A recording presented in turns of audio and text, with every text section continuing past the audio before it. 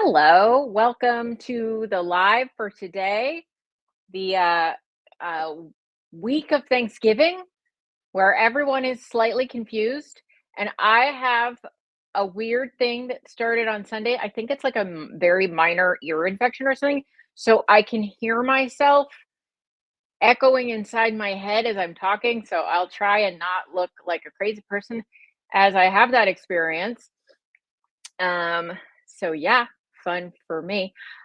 Welcome to the Tuesday of the Thanksgiving week here in the United States, which is a crazy week where we're not quite sure what we're doing. So that's my experience anyway. So I hope everyone who is out there in the world can join in tonight with whatever they want to talk about, whatever is going on in their lives, in their world, and their journey of health. Then that's what I'm here for. And I'm excited to join you this evening. Hello, Bob. Nice to have you with me. I did a live earlier today with Nisha Salisaberry on her channel, a little bit about coaching and a little catching up. And I was wearing my new cozy sweater, which I realized was like it has a little collar and it was fighting with my hair and I was hot and so I put on a t-shirt tonight because even though it's cold outside, I get hot apparently when I do the lives and that was uncomfortable. So that's what's going on over here.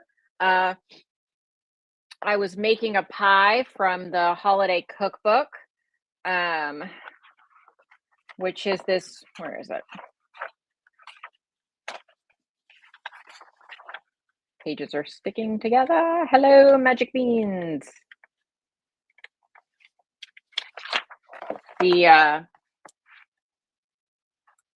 The cranberry pie. So I was making one of those. I made it in though a rectangular pie tin. So we'll see how that comes out. I think the little rectangular pie tin is pretty, but it's a little bit deceiving because it's a kind of a long, skinny rectangle. And I was like, oh, this is going to be like half the size of my 8-inch pan. It's the exact same size, the exact same amount of ingredients fit perfectly in it. So apparently, it's hard to judge volume by dimension sometimes when you change from a circle to a rectangle. Anyway, so that is chilling in the fridge, and I may take that to a event for Thanksgiving if it turns out looking good. So we'll see. It's kind of one of those like, heh, maybe let's see how it goes in this other pie pan. So we'll see. And I decided, I thought, I usually just serve that with some whipped cream, but I wonder what it would be like if I made some like little marshmallow medallions on it, like little bubbles almost, like, I don't know that looked like almost like meringue kisses, but did them out of marshmallow. I was like, would that be good? Think it'd be tasty. Would that be chaotic? Maybe. Anyway, we'll see. We'll see. We'll see how my thoughts go on that. So, and I made a mistake. I realized Nisha asked me how much weight I'd lost on the live today, and I said 120 pounds, and I think it's 130. I was redoing the math. I think no, it's 128. 128, which is closer to 130. Anyway, I'm just giving myself credit for that, fixing that mistake somewhere in the world, right? Yeah, like little snowdrops, Magic Beans. I am.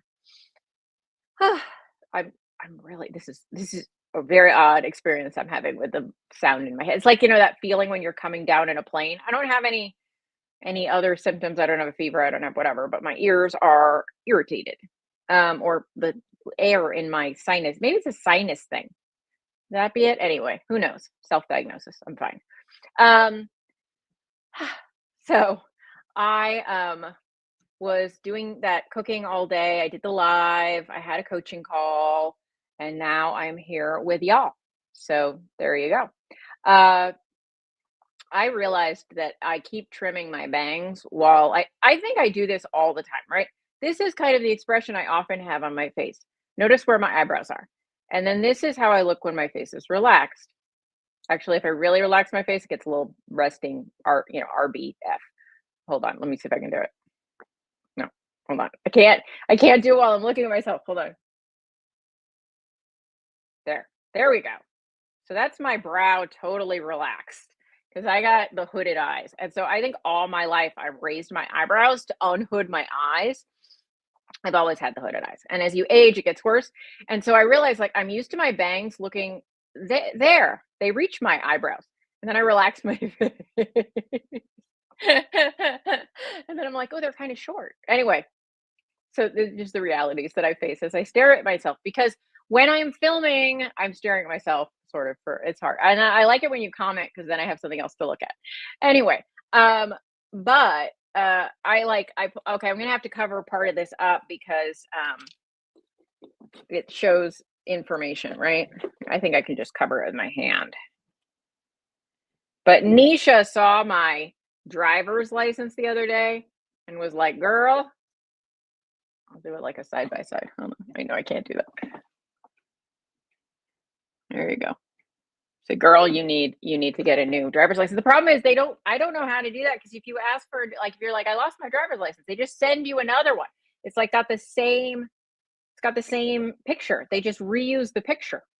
Anyway, maybe I have to say I look different now. Had major plastic surgery or something.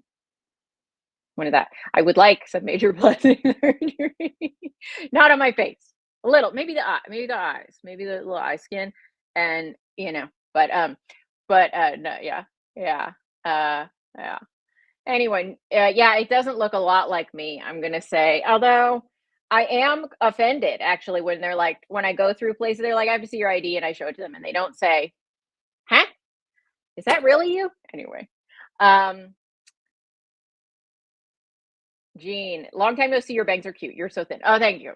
I'm thinner than I was, but yeah. But I'm happy. I'm good. Like I, I have I would have liked to lost a 1 inch of more belly and not lost 1 inch of booty. That could just have switched a little bit. That would have been nice. But that's not. That's what the booty blaster is for at the gym. Just got to get on it. All right. So what else have we got here? Terry says, my hooded eyes are now starting to mess with my side vision, especially when I'm tired. Yes, that is a risk of the hooded eyes because the skin will start to actually encroach upon your little, like your, I don't know what it's called, your field of vision, the part where your eye actually is. Yeah, it can sag down.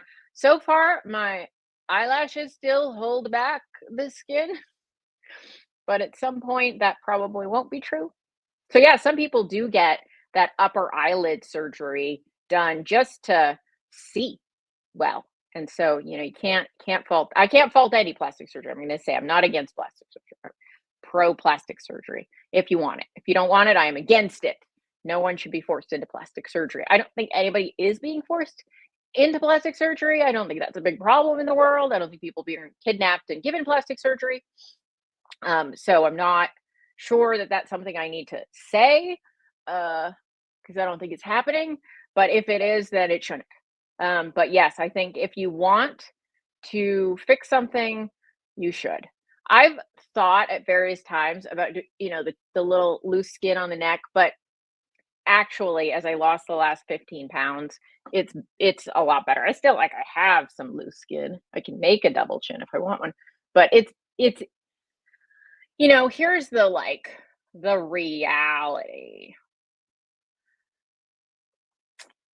A lot of people will say, for you to kind of look like you want to look, you may have to lose. Well, what do people say? Oh, I've heard people say like, at your optimum, you might be heavier than you think you should be. Right? Like the scale may say more than, you're like, "Oh, well, in high school I weighed 165, so I wanna weigh 165 again." But then you work out at the gym a lot and you add a lot of muscle, and you might weigh 180 and look like you did when you weighed 165. And, the opposite is also sometimes true that, like, because when I weighed almost 300 pounds, I assumed I would look like a supermodel as soon as I got under 200 pounds, right? I was like, "I gotta lose 100 pounds. I'm gonna look exactly like I want." I was gonna say amazing, but, like, I'm gonna look exactly like I wanna look, and, like, reality check. No one looks exactly like they wanna look. Everyone has something they'd change if they could. But for a long time, I was like, "Ugh, ugh, this skin here," and trust me, if you see me in person, there is loose skin. Um, but, um but it really, like, I got to a healthy weight and was healthy and feeling good, and I could dress in the non-plus size department, and things were. But it wasn't until, like, I was like, maybe I'll lose another 15 pounds." Like, I have to say that let me talk about me again. Um, I think the last 15 pounds have changed the way I look more than than the 50 pounds before that. It's really strange about that. Anyway, and I think that certain things I thought were like, "Oh, that's loose skin," they're not, still just some weight to lose. Anyway, so just being honest with myself. Anyway, and that's all cosmetic, and everyone can decide for themselves what cosmetically they want to look like. I'm down with that. So if people are like, "I'm happy," you go. That is exactly what you should be allowed to do. Um, Imagine being saying, "I'm finding I look a lot older as I lose weight. Can that be fixed with diet somehow?" And there is a reality that fat makes you look younger. That's why all the cosmetic procedures involve, like, that people like the injectables, they involve putting either, like, filler or actual body fat that they take from somewhere else and put it into your body, because that sort of round cheekness that we have when we're young is fat in our face. And so, as we age, naturally, we lose some of this fat in here, right? And that's why, you get these marionette lines, right? Um, it's a loss of gravity, like, a loss of gravity. It's a succumbing to gravity, right? So the things that used to hold the skin up, start to wear out. So the muscle, we have, muscles, right, that make your face move.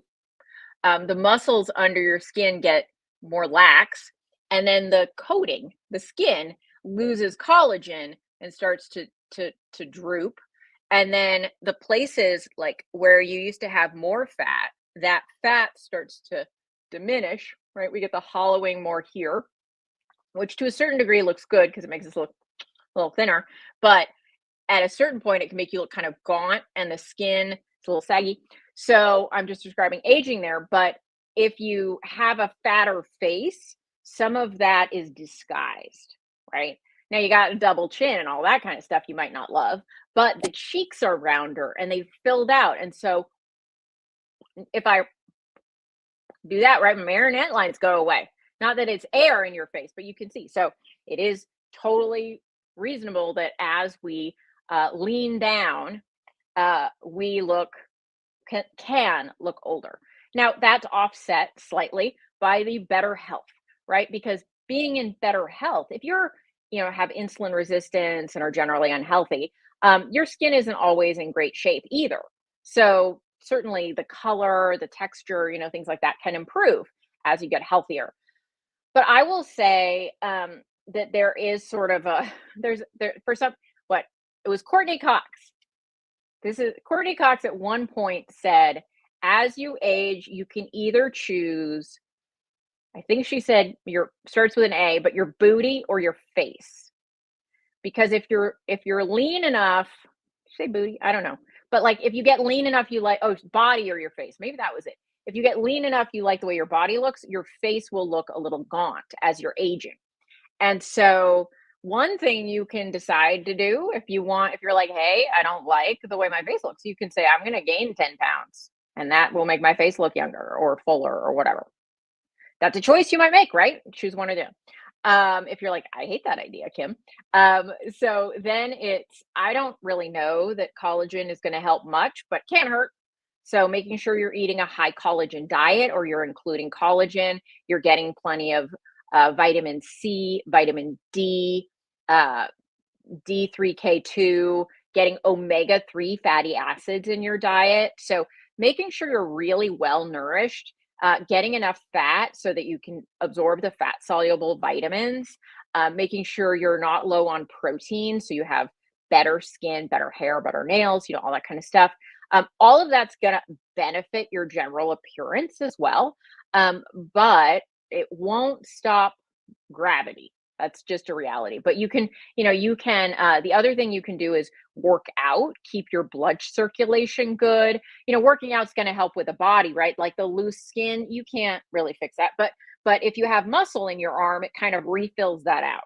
And so, in terms of can it be fixed with diet, I would say it's just the kind of general advice to be as healthy a human as you can be. And then do the kinds of thing, don't get enough vitamin D, get enough sun exposure to get the vitamin D you need, but don't get so much sun exposure that you're doing damage to your skin, that kind of thing. Because sun exposure really, I don't mean sun exposure as in never go in the sun. I mean too much sun on your face really does age the skin prematurely. So like I don't wear sunscreen when I go out, but I wear a hat if I'm going to be in the sun for long because I don't want to I if I wear a shirt that comes up to here cuz this skin, I don't know if you can see that there's like a darkening right here. That's aging of the cuz this area on me gets really sunburned really easily. And then I've got which side? No, this side. Like this is the side of my face that's exposed out the window of the car. I'm getting age spots on this side of my face. So it's kind of clear that that's that sun exposure. So, watching your sun exposure on your face. Amy says, I've read that collagen can bind with calcium and cause calcium oxalates. So, no, it might be causing something else, but that's not how you get calcium oxalate stones. So, calcium oxalate stones are formed are like I feel like the calcium in the there's a medical reason calcium's in the name, but I feel like calcium is sort of a misnomer in the cause of it because actually a high calcium diet protects you from calcium oxalate stones because calcium will bind to the oxalates and you poop them out instead of absorbing them. So that is so I'm always a little bit like, I don't love the name. I don't know if collagen can increase calcium oxalate stones. I mean, I know they're called calcium oxalate stones because there's calcium in them, but they're not caused by calcium. They're caused by oxalates. Um, but uh, I don't know the interaction with collagen. I have to look that one up. I do know that in men, um, vitamin C supplementation can increase calcium oxalates, but they don't find that in women. I was very confused about that one. Obviously, those are correlative, like those are found through correlation. I'm just going to Google and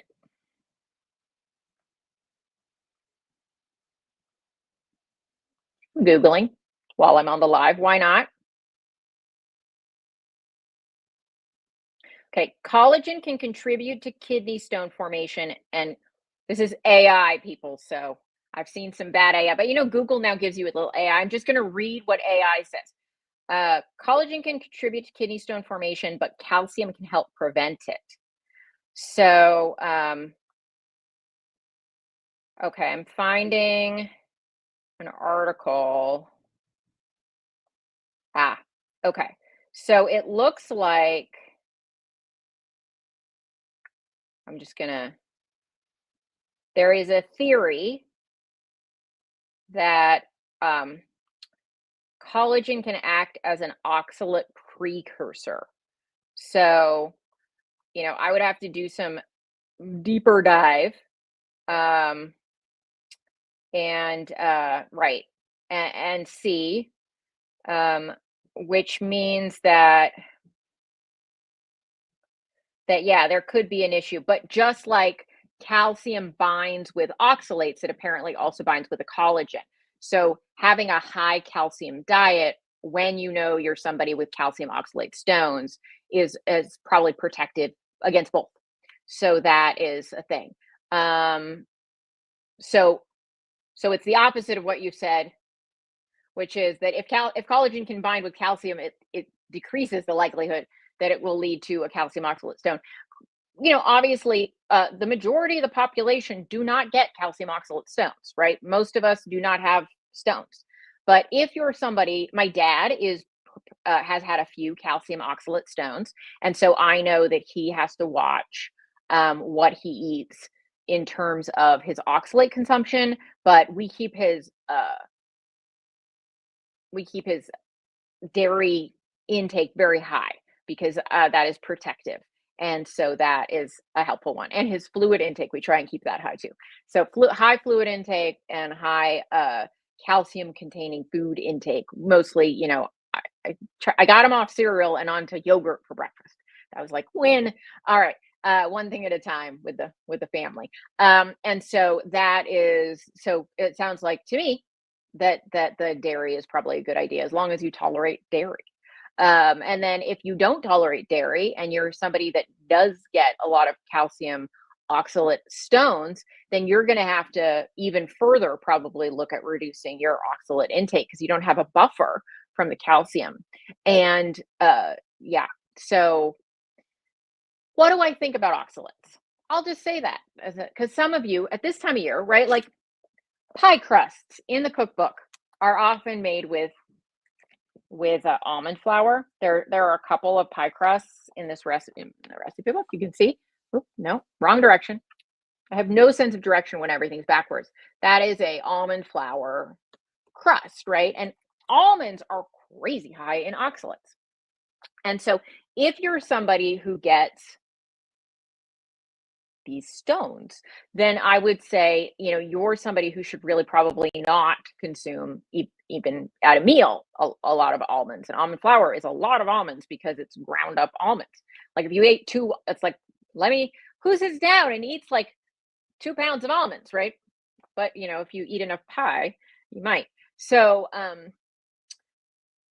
the funny thing is I've stopped liking the taste of almond. In a few recipes, it's like it gets drowned out, but it's just almond flour to me never tastes good anymore. It tastes like bitter and cardboardy. It's like a flavor reducer.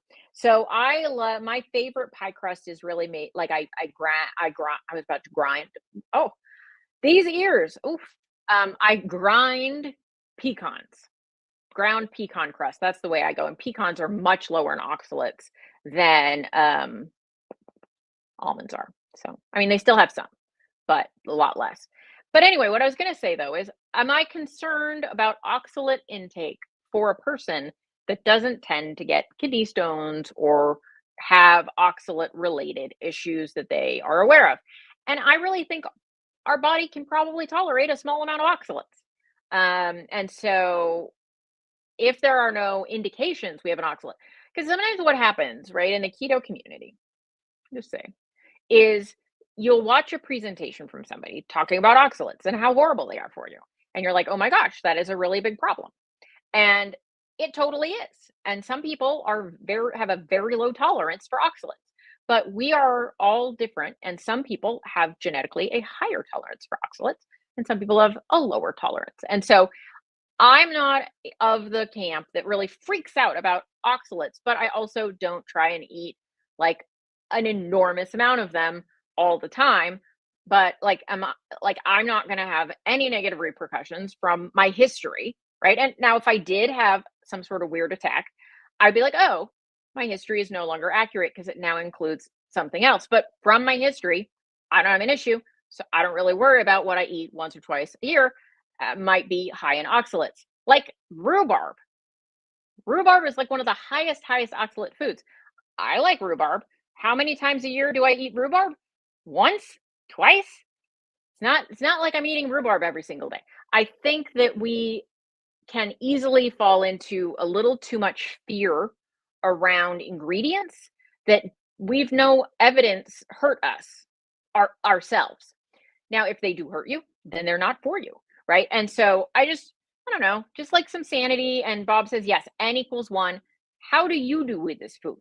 Do you do well? Do you do poorly? And then you can know that something is either workable or not. So that's the thing. Joseph, hello. Thank you. Happy Christmas. It's not Christmas yet. Happy Thanksgiving to you as well. Tracy says, haven't seen you or your stuff on Facebook for a while. You look great. Thank you. Appreciate it. Yeah, yeah. So I think we just have to all make our way, and like Nisha will say, find the you diet, what works for you, what foods work for you, and that is more important than anything. Like, how do you feel when you eat that food? How do you feel, digesting it? How do you feel the next day? How's your skin? How's your digestion? All of that is super critical to knowing how to live your life and what kinds of foods you want to eat, and so all of that coming together is what how you determine the ideal diet for you.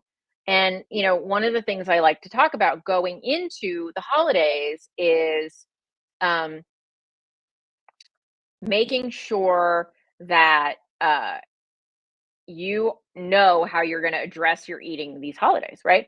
Are you going to be 100% keto?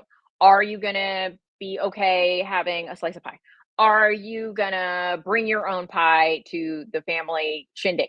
Like, where are you drawing all your boundaries and going into the meal with those decisions already made is going to mean that you'll have a much more successful and much less stressful meal for yourself and for the season, and knowing your boundaries. So if you haven't sort of thought that through yet for yourself, now's a good time to think about it going into the holidays, right? Like, I'm not having any big splurges over Thanksgiving. I know what I'm making, I know what I'm eating. I'm going to somebody's house for Thanksgiving Day itself. We're doing a family, like my family, on Wednesday, and then on Thursday we're going to somebody else's house. And I know they're making a pecan pie, and and I I will probably have a bite of pecan pie. I don't think I will have the whole pecan pie, but I mean, not the whole, I don't think I'll eat the whole piece. But if I do, okay. But I'm not taking it home with me.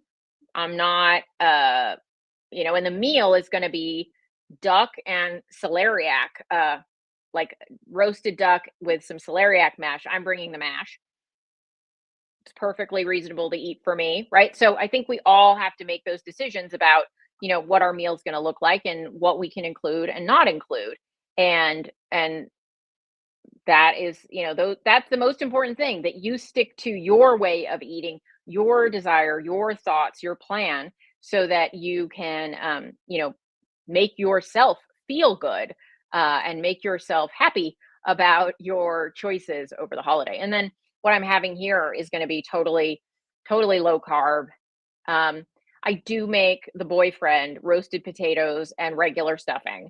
Um, but I don't eat those things. And I mean, I would have a few potatoes, but I make celeriac for myself and actually like celeriac better than potatoes.